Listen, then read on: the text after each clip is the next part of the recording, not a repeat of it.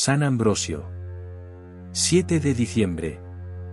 San Ambrosio, arzobispo de Milán. Año 397. San Ambrosio, que así como tu palacio de arzobispo estaba siempre abierto para que entraran todos los necesitados de ayudas materiales o espirituales, que así también cada uno de nosotros estemos siempre disponibles para hacer todo el mayor bien posible a los demás. Ambrosio significa inmortal.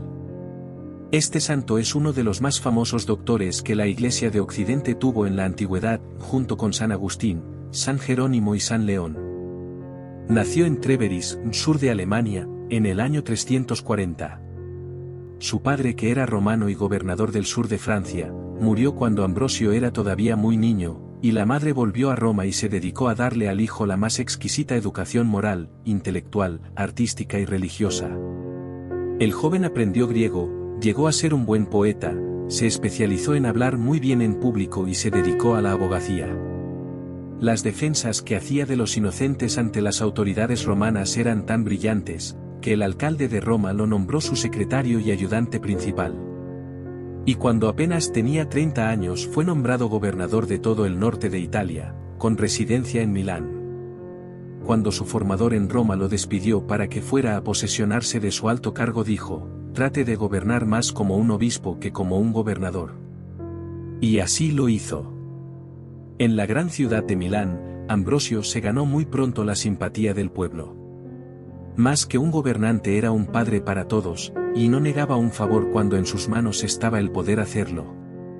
Y sucedió que murió el arzobispo de Milán, y cuando se trató de nombrarle sucesor, el pueblo se dividió en dos bandos, unos por un candidato y otros por el otro. Ambrosio, temeroso de que pudiera resultar un tumulto y producirse violencia, se fue a la catedral donde estaban reunidos y empezó a recomendarles que procedieran con calma y en paz. Y de pronto una voz entre el pueblo gritó: Ambrosio obispo, Ambrosio obispo. Inmediatamente todo aquel gentío empezó a gritar lo mismo: Ambrosio obispo.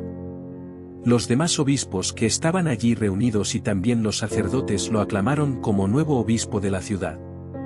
Él se negaba a aceptar, pues no era ni siquiera sacerdote, pero se hicieron memoriales y el emperador mandó un decreto diciendo que Ambrosio debía aceptar ese cargo. Desde entonces no piensa sino en instruirse lo más posible para llegar a ser un excelente obispo. Se dedica por horas y días a estudiar la Biblia, hasta llegar a comprenderla maravillosamente.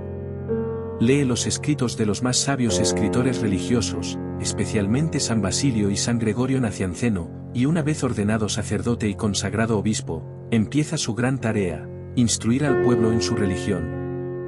Sus sermones comienzan a volverse muy populares. Entre sus oyentes hay uno que no le pierde palabra, es San Agustín, que todavía no se ha convertido. Este se queda profundamente impresionado por la personalidad venerable y tan amable que tiene el obispo Ambrosio. Y al fin se hace bautizar por él y empieza una vida santa. Nuestro santo era prácticamente el único que se atrevía a oponerse a los altos gobernantes cuando estos cometían injusticias. Escribía al emperador y a las altas autoridades corrigiéndoles sus errores. El emperador Valentino le decía en una carta: nos agrada la valentía con que sabe decirnos las cosas.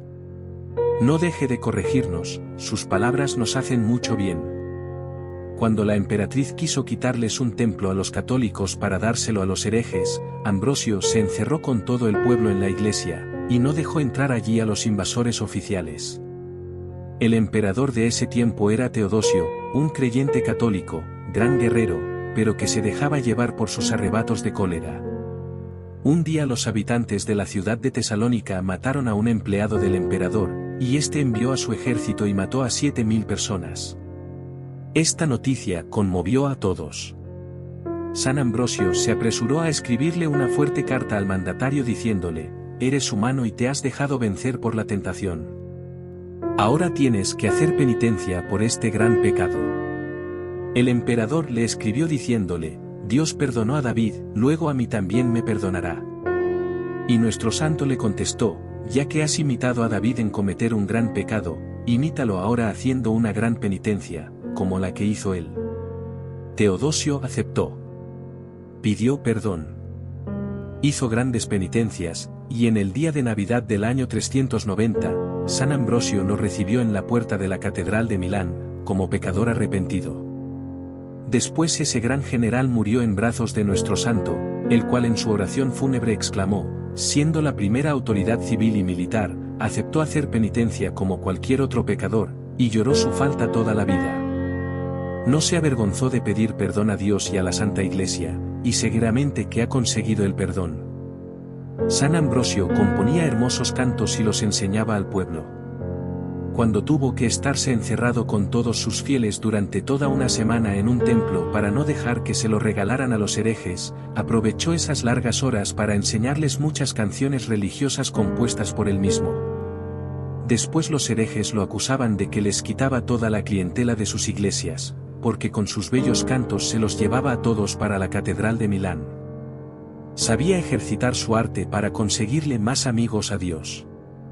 Este gran sabio compuso muy bellos libros explicando la Biblia, y aconsejando métodos prácticos para progresar en la santidad.